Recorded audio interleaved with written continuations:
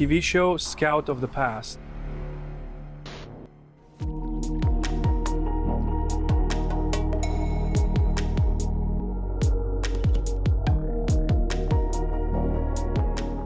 In the previous episode, I don't know which day of the week it is or which day it is in Ukraine. I am in Kyiv, in the place where the rocket hit. Was it today? Just now. Oh, and again I hear explosions. And that's how we work all day today. Scout of the past. We are approaching the Ukrainian border. Our caravan is standing, the cars that go to the front. Another serious SUV.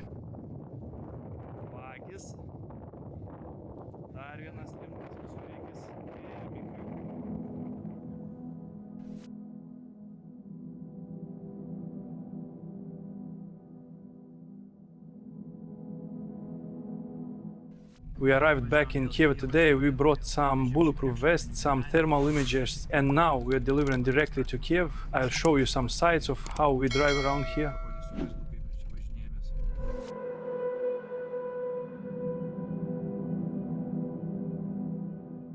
Big shopping centers are empty, no cars in the parking lots, no one works, everything is closed.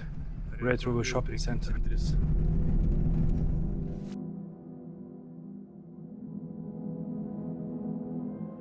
The windows of the stores are broken. Oh, the windows of the whole house are broken. This shopping center was shut. Oh, here, this shopping center is blown up.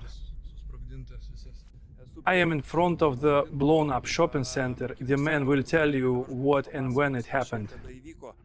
What rocket hit. And besides that, a few days ago there was another attack on this place and they got hit by mortars and a journalist was killed. The policeman accompanying her is injured, so we'll go around the other side and I'll show you what it looks like from the 120 mortar hit and how the car is wrecked. We got a little bit of information on how this explosion happened. It turns out that 2 Ukrainian technical units were standing in front of this shopping center. And here is the building behind me. Someone from the residence photographed the military equipment in this yard and put the photo on Facebook. And from that, the Malgetielos thugs saw, and that's why they launched the rocket here.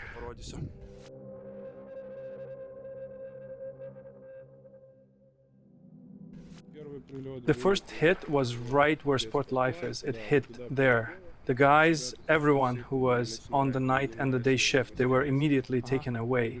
They ran here. Well, and accordingly, they ran here along this path, which has already been cleaned. And everything was already burning there. I think the debris and everything else shows that. What kind of rocket hit here? It was a kind of smerch. What are they called? One of them is Iskander. How many rockets hit here? One rocket, right? Just one rocket did such damage. Yes, and at that time, when the rocket hit, the shopping center was working, right? No, it was not working. And the cars here were standing. Yes, it's the people who were leaving or who didn't have time to take their families, loved ones out. Many people abandoned their cars. They abandoned their cars and they were just standing here, this parking lot, that parking lot over there. Those are just the cars of civilians. They all burned down. I see that, well, not all of them burned, they've been moved a little bit. Some of the cars were miraculously saved. I think it's visible that there are even those which are completely charred and the one next to it is more or less intact. There is a car that is completely intact. Well, the car, I mean, it's like a new Mercedes, and the one next to it is burnt, and it was miraculously spared.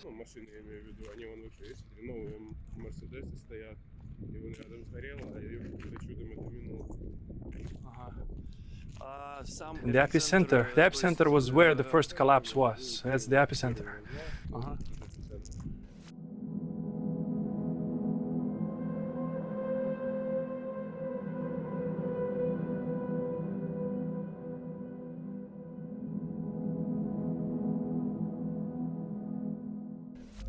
The engine of a car is completely blown out.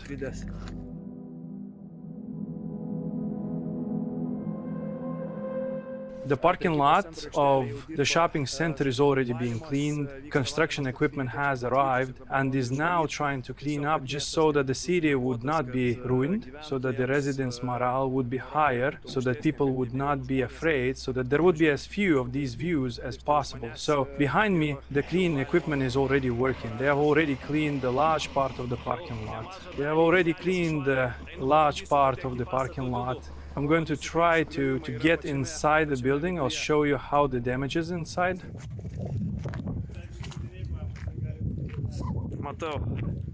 From the blast, the pressure built up and all the manholes open. The manholes are open. And here's the crater itself. I'll try to get closer to the crater and film it.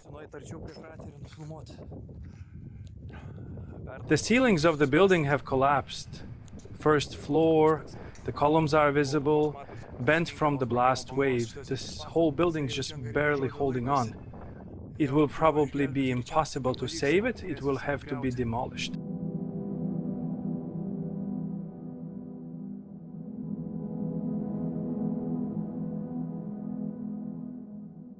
A little further from the epicenter, the damage is less, but you can see about 200 meters from the epicenter, the building is riddled with holes. And the apartment buildings next to it too barely have any windows left intact. The distance is probably 300 meters.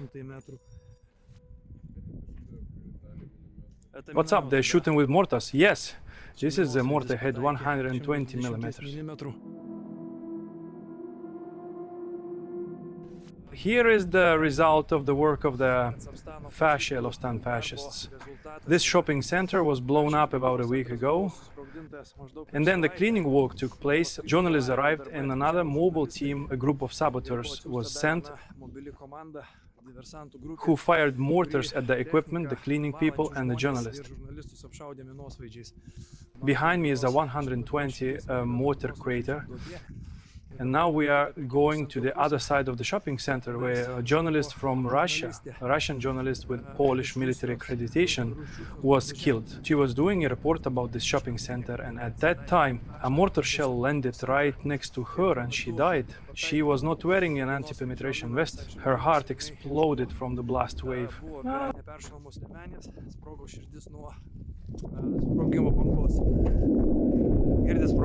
I can hear explosions. There is intense firing of Kyiv,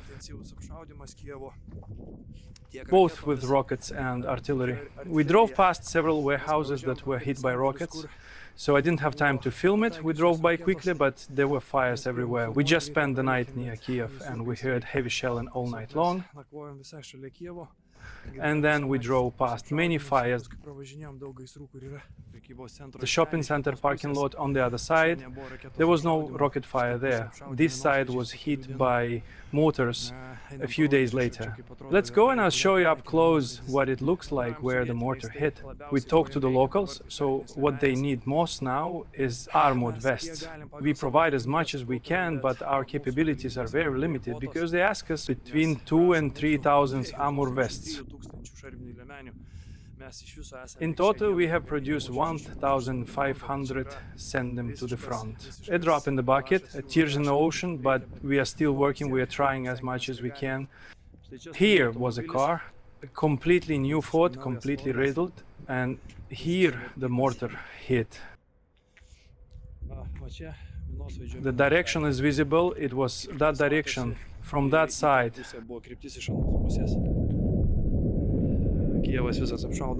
Kyiv's again under constant fire. It was fired from there, it came from there, hit the car here, and the people were where? There was only one who was cleaning. He was immediately hit by shrapnel and taken to another car, and there they were giving him medical help, but they couldn't save him. And this journalist was where? They were over there, where we were filming.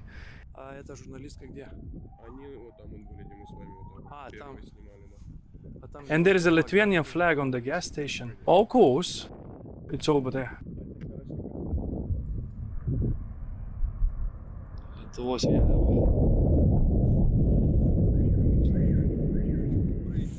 Good morning, my name is Igor, I am with the Stoika. We are in Kyiv now, in the first, let's say, in the hottest combat zones that exist.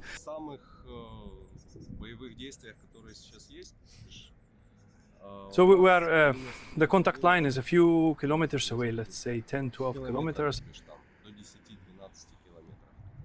Everything that is happening here, there are people here who have self-organized, who are trying to help our soldiers who are on the front line.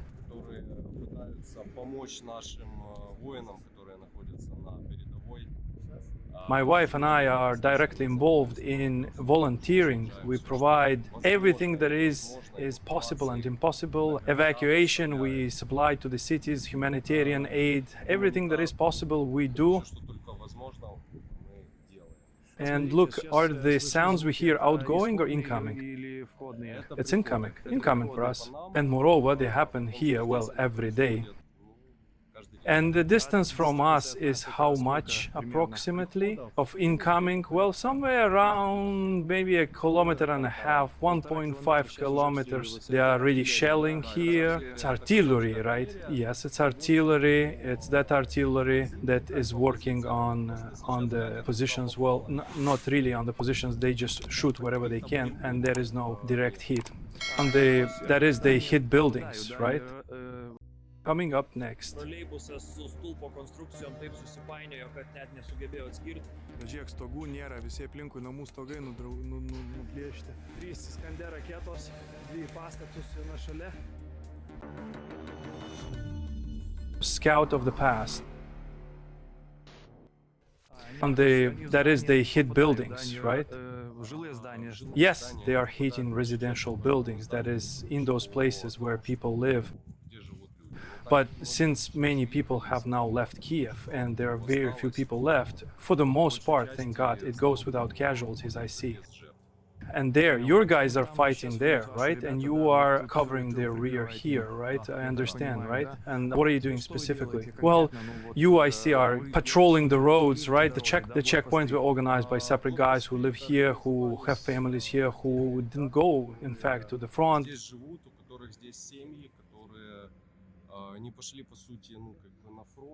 But provide the rear, the protection, so that no one can get further into the city.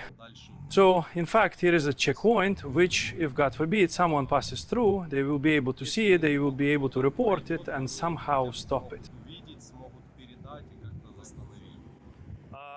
And I see, well, that is, these are not just volunteers, these are already armed people, right? They are controlling, yes, these are already armed people who had any weapons, they armed themselves, who got their bulletproof vests. Well, in fact, self-organized guys who were able to establish order here. What do you need most?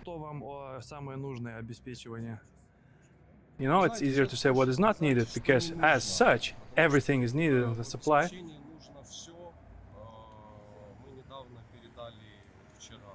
To be more precise, yesterday we handed over a car which was collected for the guys on the front to drive around.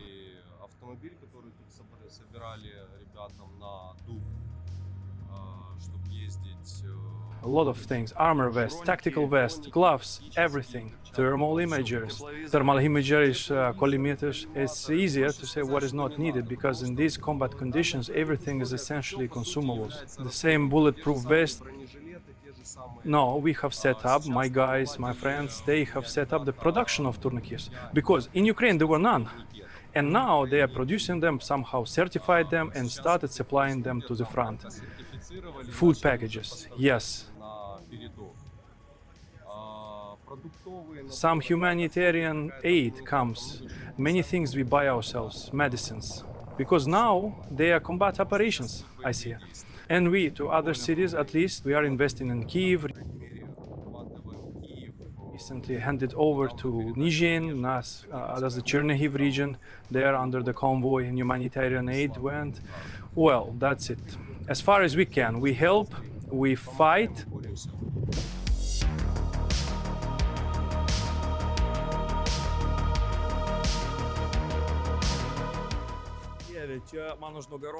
A trolleybus behind me, which was hit by a rocket. There was a pole next to it at the time, and as you can see, the trolleybus is so intertwined with the pole structures that they could not even be separated. They simply pulled the trolleybus off the road along with the pole. Everything around is also broken. The windows of the houses are broken. There's a kiosk next to it, a shop next to it, an ATM is all overturned. This is almost the center of Kyiv. This is the crater of the explosion. It has just been filled in and repaired. And here the pole stood. Just at that time the trolley bus was passing by. And here the rocket hit this place and smashed the trolley bus. And here is the building. Look, there are fires inside that building. The walls are smoky.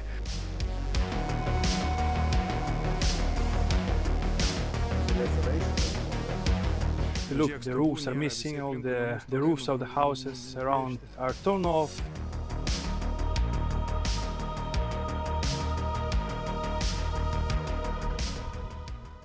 I can hear explosions somewhere. The artillery is firing. Artilerija apšaudo. The garage, the cars were left there. The whole garage was blown up, the car remained. Mašina liko. Čia mašinos. There are cars inside. A burned out car in the garage. Garaže stovi.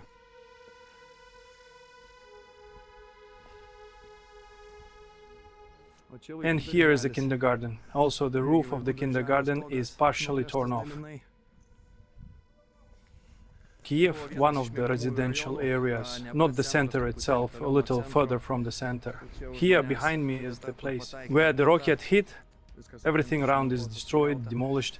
The windows are broken in the surrounding houses. Even the house from the epicenter, probably about 20-30 meters away, the roof is completely torn off. On that side is a kindergarten. Here, an Iskander rocket fell. Now they are cleaning the inside of the factory. Everything is destroyed. Here's the same place from the other side. Look how the throws are bent. The structures of the roof. Iskander hit here. I am in a place whose name I cannot say, nor the location. Just this place was hit by 3 Iskander rockets, 2 into the buildings, 1 next to it. 1 person died and there are several injured. But in general, everything ended quite successfully compared to how much damage they could have done. Hulios tam bandits. This building was hit by Iskander.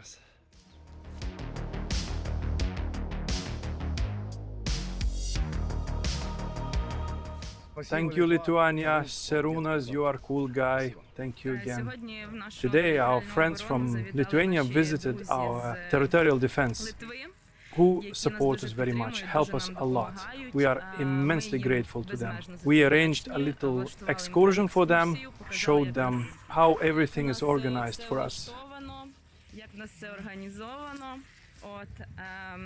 So they wanted to say hello to you too. Hello, thank you for the food. We will continue to deliver everything that is needed. Just beat these bandits as much as possible. Glory to Ukraine, glory to the heroes. Thank you, Lithuanian brothers, for the help you have provided, especially to Sarūnas and his friends. And if you enjoyed this video, leave a comment, click subscribe, and be the first to see our latest journeys. And of course, don't forget to support Ukraine. In the next episode, Bucha, one of the prestigious neighborhoods of the settlement, and the result of the explosion is like this. Weapons left, the shrapnel pierced through the window frames, an unexploded Grad on the road, the remains of a tank of these monsters, scout of the past.